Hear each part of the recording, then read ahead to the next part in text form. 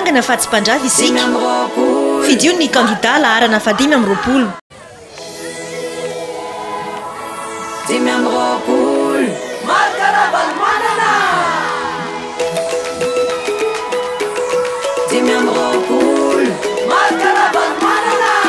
Program amboniny tanana soratinony teboka rody midina andala dia zao a natao voalohany amboaritsika indray ny lalana eto Madagasikara zay aloha voalohany tsy maintsy ho vita ny lalana na fomba ahoana tsy maintsy ho vita itony terrain d'aviation tony amboaritsika voalohany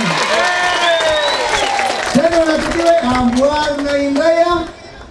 a ny lalantsika eto Madagasikara kaza matahotra nareo ny mananara tsy tokamonazao tsony ianareo averina fandrimpahalemana amin'ny lafiny rehetra fiarovana ny olona sy ny fananana ny taniny ny fitsarana tsy maintsy amboarina tena tsara marina ary ninina ny ady amin'ny tsy fahampitsakafo nola ny olona rehefa nola ny olona dia lasa makamaka ny zavatra lafeno dia omena ady ny tsy fandrimpahalemana zany ataony dada zinanany malagasy sakafo panao sakafo dada vita azorao tsy maintsy ataotsika zany dina koa manaraka amin'ny fandrimpahalemana omena fitaovana tena araka ny teknôlôjia vaovao a mpitandro filaminana rehetra maramila zandary a polisy averina indray a ny rafitry ny fitsabona rehefa miaro ny olony dady tsy hoe ny olona metraketraka sy mangalatra sy mamonsy ny reo le faharovana koa izy a amin'ny tsy fahasalamana eno tsara amerina ny rafitry ny fitsabona amin'ny ambaratonga rehetra iantoana ny fahasalamany vahoaka malagasy rehetra tena tsy manana ny asy maizy azy tsony ny mpampianatra nefa tsarovy tsara fa tsy ohatra zao dada raha tsy tsara ny mpampianatra ka hoana ny tsokarakaratsika reo noho izany zany a ianareo mpampianatra aza matahotra fa tsy maintsy omena ny asiny omena ny fampifoanany hofanina ndre mandeha misy iteny mpampianatra zay fa mahay ianareo manaiky a fa 5 taona zay a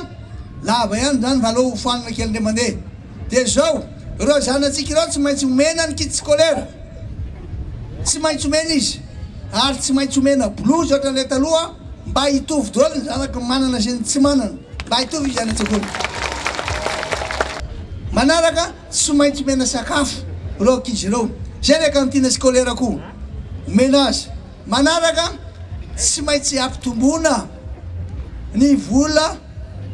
ny fidiram-bola ny voaka malagasy noho izany zany a tsy maintsy ataotsika sy ampandronainga ny ty firenentsika ty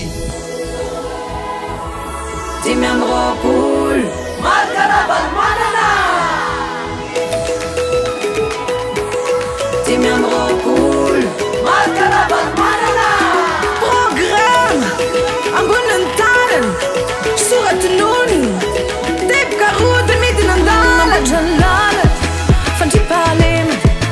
sakafo sy fampianarana voly sy fiompiana fahasalamana jiro mazava teknôlôjia asa sy rano fisotro madio fialamony fizahanta Mpanangana fahatsim-pandrava isika fidio ny kandida laharana 520.